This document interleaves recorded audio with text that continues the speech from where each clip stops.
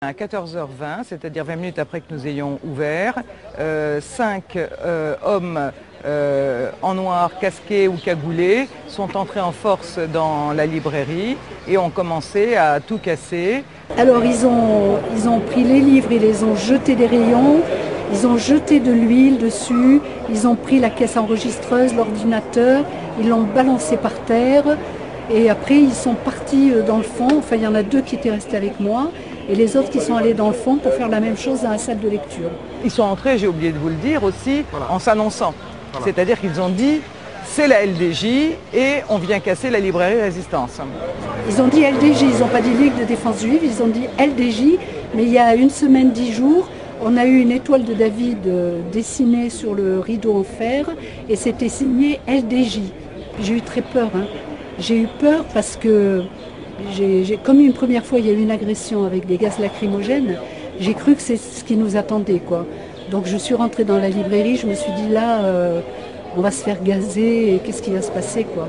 D'abord, ce n'est pas la première fois qu'ils s'attaquent à la librairie. Comme je vous dis, ils ont cassé des vitres, ils ont tagué. Nous aussi, je veux dire, on a reçu déjà des lettres de menaces. Alors la première agression, elle a eu lieu en 2006. On avait organisé une conférence avec 2 pacifistes israéliens, Tania Reinhardt, mais ils n'étaient pas rentrés. Ils avaient juste mis des gaz lacrymogènes à l'entrée, cassé la vitrine et mis des gaz sur des personnes qui étaient devant la porte. On a déposé une plainte déjà pour la première agression, pour les tags sur le rideau, mais rien n'a jamais abouti. Moi, je suis avocate au barreau de Paris.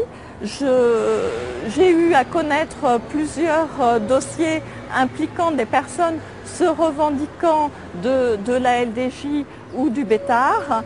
Et je me suis rendu compte effectivement, dans le cadre de ces dossiers, qu'il y a un traitement particulier qui est fait à ce type d'affaires, malheureusement, et je voudrais bien que ce traitement particulier n'existe plus.